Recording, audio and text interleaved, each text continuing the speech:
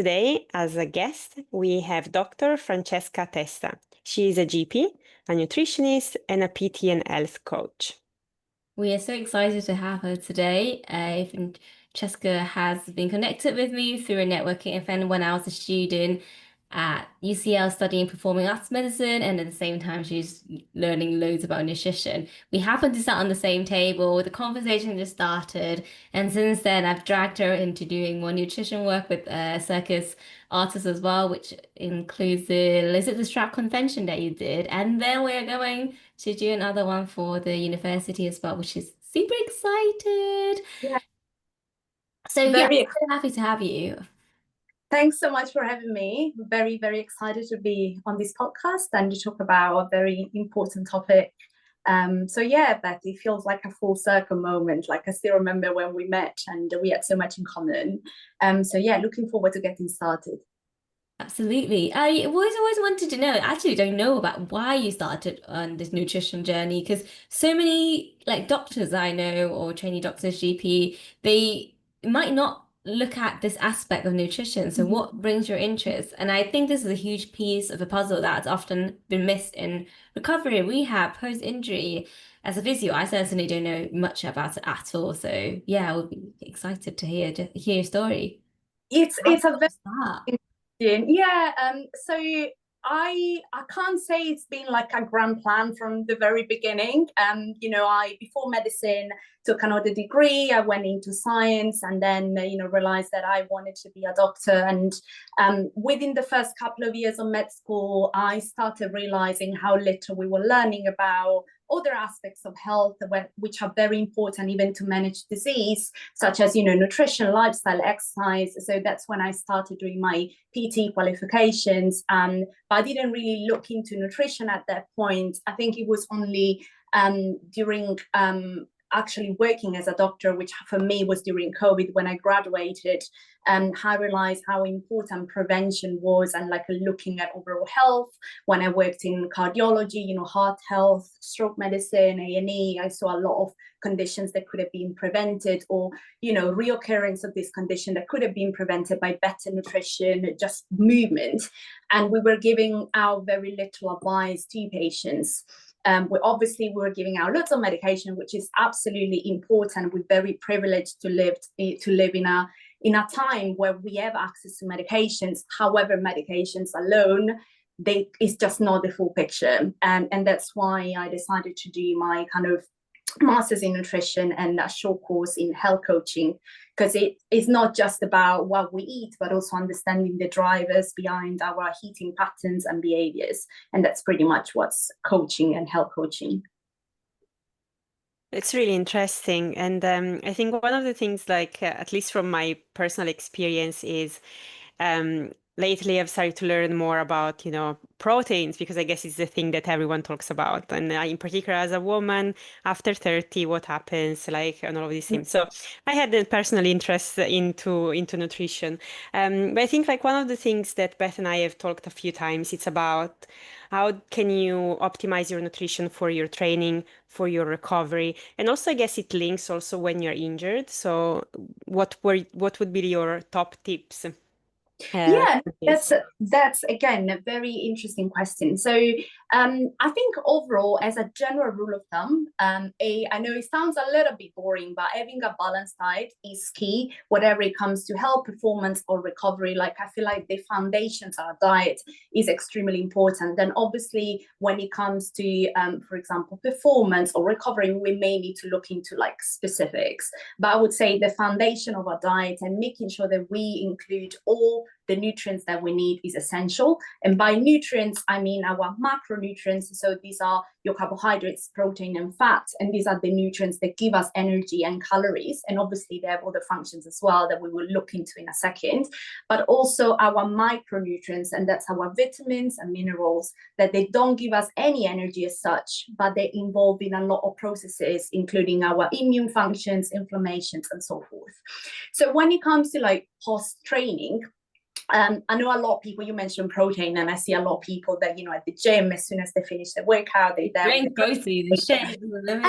Absolutely. I mean, I love proteins. It's great for us and we need it for our muscles. But probably I would say it's not the first thing I would have after a training session. And I explain you why. So normally when it comes to post-training nutrition, we refer to what is known as 4R's or sports nutrition. And these are the rehydrate, refuel, repair, and rest. So the first thing that you want to think about is your rehydration, and that's pretty much it's water, but sometimes it can also be electrolytes. And that really depends on the type of training that you do and how long your session was. Electrolytes, I know, is a very big trend at the moment. Lots of people drink on a daily basis. We actually don't need it. We need electrolytes if we sweat excessively, because through sweat we lose water as well as lots of salts that are important for all body functions, including how our heart beats and the heart rhythm and so forth. So normally I would advise definitely everyone should have water after the training session. If our sessions was particularly long, and if you think about any endurance sports, if you run for or cycle for over an hour, you definitely want to have some electrolytes. Or maybe if your session was particularly intense, like loads of intervals, or if we think about aerial or gymnastics, which is a lot of burst of a lot of activity for a very long time, perhaps long hours, you may want to consider that. Or maybe if it's really hot and you sweat a lot, that's when we want to consider electrolytes. The second R is probably my favorite, and something which is often missed or not highly considered in nutrition, which is carbohydrates. So that's probably the second thing I would want to consume after a training session. This is mainly because our muscles consume carbohydrates. So carbohydrates is the fuel for our muscles. We can only store very limited amount of carbohydrates in our body. So what happens is that after we train, we're pretty much depleted all our carbohydrate stores. Again, it may depend on the duration and intensity of our training. So the first thing that we want to do is top up the carbohydrates that we used. But also, carbohydrates have an important energy function. So we need carbohydrates to fuel any repair processes that we might want to recover. So yeah, we need carbohydrates to top up whatever we use, but also to fuel what our body needs at this moment in time, which is post-workout. And then we got our third R, which is repair, and that's where your protein comes in. So whenever we exercise, our muscles undergo some micro trauma, micro damage, which is completely normal as part of muscle growth. But we do need to then provide the building blocks for these muscles to recover. And this is mainly through your protein, and you want to stick to kind of lean proteins. If you like your protein shake, you can have that. Doesn't have to happen immediately after with your workout. As far as you hit your protein requirements within 24 hours, that's completely fine. Ideally, you may want to have like a full meal a couple of hours after working out, which includes some proteins. But again, it doesn't need to happen there and then, as soon as you finish your session. And then our last R is rest. Again, often underestimated and probably guilty of that as well. And by rest, I mean inactivity, like literally letting our body recover, but also sleep, which has got very important physiological functions for recovery. It's really interesting on like a different perspective. I guess electrolytes is something that we also, like Beth and I were having a conversation maybe a couple of months ago about it. But I think and one of the things that you haven't mentioned, and I don't know if it kind of links with this, but like lately there's just like so much adverts around creatine, like why people should take creatine. What's your take on that? Yeah, that's a great question, and I'm not opposed to any supplements. Like I think it really depends on individual basis. Like creatine is one of probably the most studied supplements in research. So we have really good data that it actually is beneficial, for muscle growth and recovery.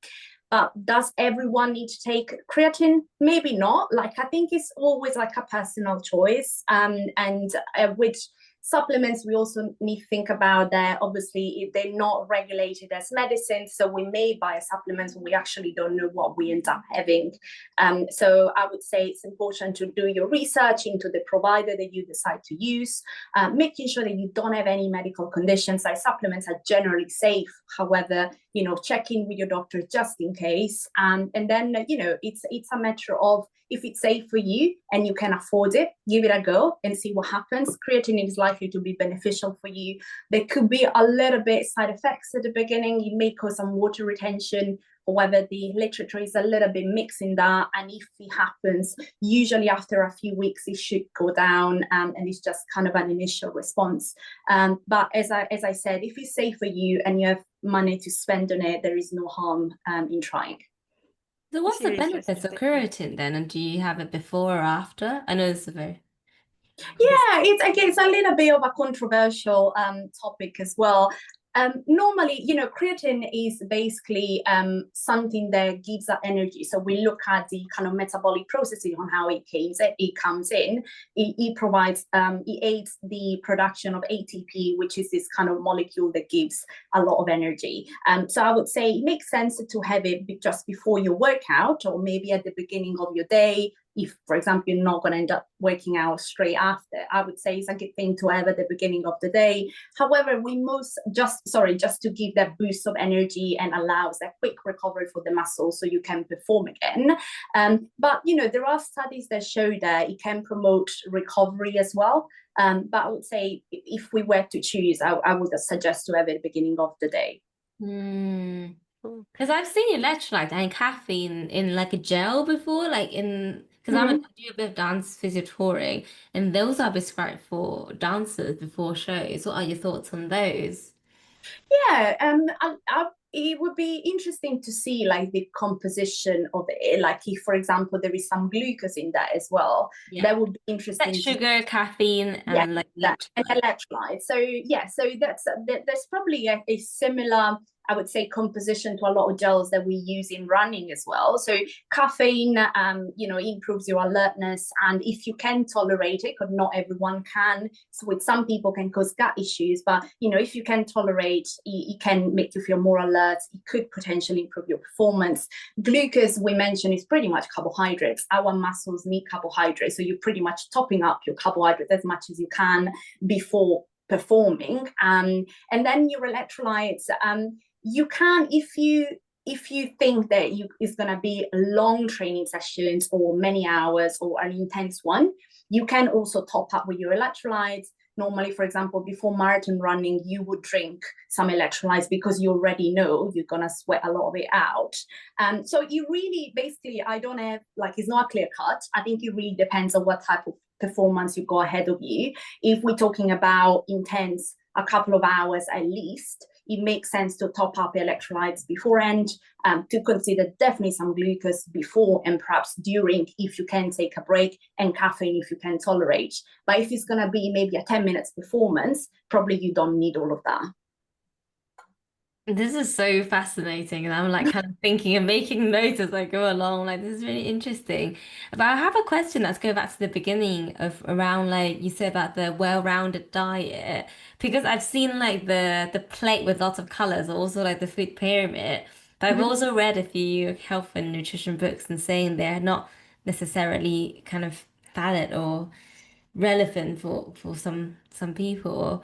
So what would you say with that well-balanced diet? Does that matter in terms of the percentage of what we eat within the diet, or does it matter what time we eat the diet alongside of the 4 hours that we're doing? Yeah. So basically, correct me if I'm wrong, I think your question is about what we eat, but also the timing of what. Yeah, what's the timing, and also the percentage of how much fat, how much carbs, and how much. So I think what you see in the health pyramids and what we have on the NHS website, these are guidelines based on lots of scientific studies that tend to reflect the Mediterranean diet, which so far is known to be the healthiest diet that we have. These are, bearing in mind, these are guidelines for the general population. So when we think about public health nutrition, we are referring to a wide range of people. But obviously, when it comes to nutrition for an individual, we we need to take into account loads of different things. And that may also include, how much physical activity that person does, how much time they spend sitting. Maybe they have some food that they don't like, or maybe some food that they find it difficult to digest. So I would say, as a general rule of thumb, we do want to all have at least half a plate of carbohydrates, and we want to aim for high quality carbohydrates, and by that I mean high fiber, because the purpose of carbohydrates mainly is to give us energy for our muscles, our brain, but for all the metabolic processes. But we do want to add some fiber to it, because we also gonna feed our gut microbiome, which is this collection of different microorganisms that live in our gut. And now they are proven to have loads of amazing functions. They control inflammation, they have an effect on our mental health, they can recycle some of our hormones, including sex hormones, and they basically live on the fiber that we eat. So yeah, this is for carbohydrates. Then the protein, again, it may depend on how much physical activity you do, whether you have any medical conditions. We want to stick between like 30-40%. I would say more leaning toward 40%, but again, it may depend on what you do. And for protein, we want to prioritize a lean protein. So, if you eat meat, that will be your turkey, your chicken, fish. Oily fish is great, but we do want to limit for a couple of times a week, just because of the fat content. It can also be eggs, tofu, and so forth. You can also consider beans as part of proteins, as a source of protein. And then we want to, again, consider some healthy fats, and the percentage may vary depending on your specific needs. And by healthy fats, we mean could be your avocado, it could be seeds, it could be olive oil, which is great for dressing, and so forth. And then, as you've probably seen in your pyramid, then we have at the very top of those foods that shouldn't be eaten very often, and that's your cookies, your cakes, and as known as foods. However, I'm going to add an however here, and that tells you why it's important to refer to the guidelines, but then also think about the individuals. If, let's say, you were an athlete that works out many hours a day, I'm probably going to be a lot more relaxed in you having cakes or biscuits or those sugary bars. Actually, sometimes, especially the sugary bars, I use during your training sessions, because they can digest very quickly and they give you high levels of carbohydrate that you need during your session. But maybe for someone that is inactive and maybe they have a desk job, they drive to work, I wouldn't want that person to consume those foods as regularly. That's really interesting, because I guess when I was a nurse, I used to walk around a lot, and then I changed into a job where I'm more desk-based. And then I did notice that, for example, I started to put on more weight more easily, and that's because I kept my diet the same, and the exercise, everything was the same except the fact that my job was less active, and it really does have a big impact. You don't notice maybe straight away, but then after a bit, you're just like, oh, wait a second. So that's really interesting. I guess we also talk in our podcast, we also talk about injuries. Would you say that if someone is going through an injury, should focus on eating something more, something more specific that will support their body? I guess it's part of the repair that you've mentioned earlier. So I guess protein will be something important. But is there anything else that people can do to support their injury journey? The protein is 40%. This is no injury for people who train relatively a lot. And that struck me. I'm like, that's a lot of protein. And the more than I expected. So if someone's injured, yeah, like Mariella was saying, what would you advise? Yeah, that's again a really great question, and it really depends again on the individual. I would say what a lot of people, I guess the mistake that a lot of people tend to make when it comes to injuries is that they may think that because they're actually not training as much, their training load has gone down massively, then they need to start restricting a lot of food groups and a lot of foods, and that's actually not the case. And I think for me that's the first take-home message. Like, if someone is injured, not moving as much, obviously you want to consider that, and maybe you want to cut down the usual snacks that you have during, you know, your training, but the balanced diet should still be there, because the majority of the calorie that we burn is through basically just keeping our organs alive. So 70% of the energy consumption, or daily energy consumption, is simply for our organs to function, and we would burn that regardless of how much activity we do. So I think that would be the first thing, is like, just keep your diet, the bulk of your diet, the same. Also keeping in mind that the energy requirements can actually go up if you are recovering from a big trauma or a big injury, or you have an illness, because the immune system actually uses up a lot of energy, as well as the inflammation process. So yes, like, keep the bulk of the diet the same. And I would say, when it comes to eating from recoveries, I would probably consider 3 main priorities. So one, we want to give the building blocks. As you mentioned, your protein, you may want to up your protein intake, but that depends on how much protein you normally eat, because there may not be any benefit in going like too much the other way. So again, it's very, very individual advice. But also we want to give carbohydrates. As we mentioned, carbohydrates fuel all sorts of metabolic processes, all sorts of biological processes. So even if maybe we're not moving, we're not running, we're not jumping and so forth, our body still needs that type of fuel for all these metabolic processes. In terms of like vitamins and minerals, we want to keep a balanced diet. We didn't mention this in kind of the balanced plate model, but obviously we want to include lots of fruit and vegetables, because through that we get lots of vitamins and minerals that are involved in different processes.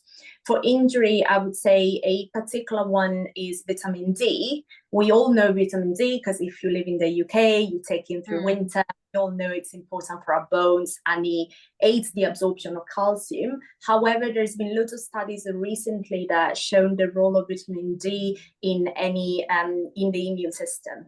It seems to be quite a pivotal vitamin whenever it comes to our immune system, to inflammation. So there's definitely something that I would consider. I'm not necessarily saying that you need to take it as a supplement, but it's just being aware of the role that it's got. And then we mentioned the microbiome as well, which again, especially when it comes to inflammation, I would say it's very important to feed. So all those fibers through, you know, your brown carbohydrates, your nuts and seeds, your pulses also need to be considered. So in a nutshell, there isn't really anything specific that I would say absolutely eat that and you're gonna be fine. You want to definitely pay attention to your protein intake. You want to not restrict carbohydrates, but you want to prioritize good quality carbohydrates, the one that feeds your microbiome. And you want to eat all sorts of fruit and vegetables, particularly paying attention to vitamin D. If you want to take it as a supplement, there may be a discussion with your doctor or nutritionist. I have a question, which is like, you know, everyone strives to have, balanced nutrition, but I feel like it's really hard to know whether you are eating properly.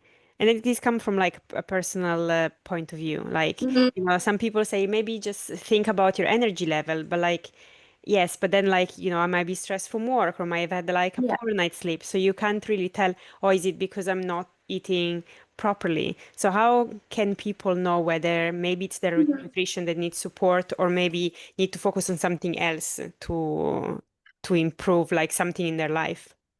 Yeah, I think I would say it's more a question that you can answer retrospectively. So normally when I see my my private clients, the first thing that we do is more an analysis of a typical food diary, so a typical day of their eating, and we try to think, okay, you kind of eaten, I don't know, this for lunch. How did you feel before? How did you feel afterwards? And what were you doing when you were having this food? Because it's not just the food in isolation, it's also the context of where we eat it. So let's say if you eat your lunch and an hour later you're very, very hungry, that's probably a sign that you're not eating enough. However, if you feel really hungry, but you're also doing a very boring task, we need to think about how much there is hunger, how much is you being bored, and you looking for something else to do. So I think it's just something that I know it's very boring to kind of write down what you eat, or taking photos, but it's a very powerful information if we have, okay, this is what I ate, this is how I felt from an energy level, from a fullness point of view, but also emotionally, this is what was going on in my head, this was going on in my life. And I think there that we can see if you've eaten enough. And this is mainly from something that everyone can do. Then if you do want to kind of breaking down more in the details in terms of macronutrients and proteins, I would definitely advise speaking to a professionals, because then we can look into this is what your requirements should be based on your lifestyle, based on your training, because obviously if you train 10 hours a day, your requirements are going to be very different from someone maybe doesn't train every day. And also your carbohydrates, protein and fat, your overall calories intake, these are more kind of details to discuss with a nutritionist, not kind of not one-to-one. It sounds like there's this base foundation of like what is the best practice that would be helpful, but then there's also this personalized thing that need to think more holistically as well. And I've also been thinking around like fastings came into my head. I don't know why as you're talking, and also timings of eating. I was listening to another person podcast about like sugar and how like it spikes, or like caffeine, it changes your kinds of your body alertness, energy levels, and like hunger, so on and so forth. What are your general advice around like the timing of eating or fasting? Yes, I think you asked me this before, and then I didn't fully. It's still on my mind. Yeah. So again, it's a very interesting question in research at the moment, like intermittent fasting. So for in case someone doesn't know what intermittent fasting is, it's basically restricting your time of eating, and there are different patterns to do that. Some people can fast up to 16 hours a day, so they're very much restricting the time where they can eat. The science so far tells us that there is some benefits in fasting, and these benefits are mainly from a microbiome point of view. So we pretty much giving some rest to our gut, and that seems to be beneficial. However, we don't seem to need a very long fast, so we don't seem to need anything beyond 10, 12 hours. So this is what we have so far, but again, it's a fairly new topic in research, and it is very difficult to do research in nutrition because we can't really isolate this individual part that we're studying. Obviously, there is a human being with a lot of different activities, and we are very individual. So yeah, I would say this is where we're at. But again, as you mentioned, Beth, it's pretty much an individual response. So my general advice is if you're someone that wakes up not hungry, I'm not really interested in food, and it's quite natural to you, by all means, go for it.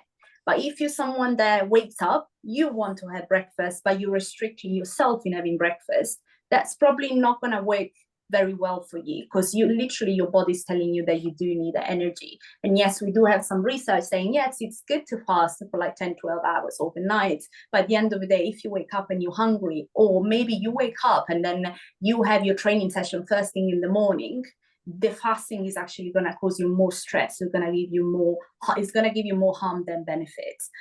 So it all, I think, depends on how really fits into your life and your individual preferences towards food. If you still want to kind of ensure an overnight fast, you can always aim to have like an earlier dinner, and then you will still aim for the overnight fast, and you wake up and you can still have your breakfast.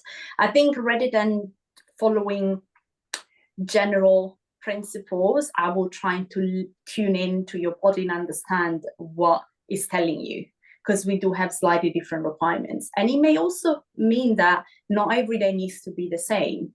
So there may be some days where you're hungry and other days that you're not, or some days where you train first thing in the morning and other days where you just, you get up and you are, on your laptop straight away. So I think that we need to allow some variability, and we need to allow more space to tune into our body and understand what we need. Yeah, I think that that's really important, like not just in terms of nutrition, but also like when we exercise in terms like sleep quality, there's like, really tuning in into your body and understanding what your body needs. I think it's key in many aspects of our life. As a kind of like to start to wrap up, what would be the final tips that you'd give to our audience that is listening to the episode today? Yeah, I think probably my final tip would be not to restrict carbohydrates in any circumstances. So whether you are training, whether you not training, but you just want to be healthy, whether you're recovering from an illness, injury, or even just recovering after your session, like carbohydrates are very important. And unfortunately, I see a lot of people, athletes, non-athletes, that they tend to restrict carbohydrates as much as possible. Carbohydrates are needed for us to function and literally for our muscles, for our organs to function. We just need to prioritize high quality carbohydrates. So our brown options, whole grain options, your brown rice, brown pasta, brown bread. But yeah, I think that would be my number one takeaway. It's just carbohydrates and how important they are. Wonderful. Can you give an example of like two foods Yeah, just carbohydrates. Yeah, it could be, if you have your breakfast, it could be your oats, it could be some, brown or maybe seeded bread. It could be even your Weetabix, if you like, something which is kind of pre-made for your lunch. It could be, again, some brown bread or pita bread. It could be some pasta, brown pasta, rice, all sorts of grains, your spelt, your barley, and so forth. Thank you. Amazing. So at the end of the podcast, we always ask our guests a question. So for you, what does growth through movement means? I think it's something that I mentioned early on about tuning into our body and understand how we feel. I think I feel that my life is pretty much fast-paced a lot of the time, and I kind of take for granted I can do all sorts of things. But it's only when I train that I realize how much I can push myself. But that depends on how I feel, maybe how I slept. And I feel through movement, I shouldn't really get to the point where I understand how my body feels through movement, but it's pretty much you understand how the body feels, and it's a powerful connection that you only get, I think, if you do move your body regularly. Lovely. Thank you so much for your time and sharing the knowledge. I feel so enlightened. I've been like thinking, okay, how should I increase with my protein intake? Currently it's relatively low. It's definitely not on the 30/40%, and I train quite a fair bit. So yeah, really appreciate having you. Thank you so much. Thank you for your time. Thank you. Bye.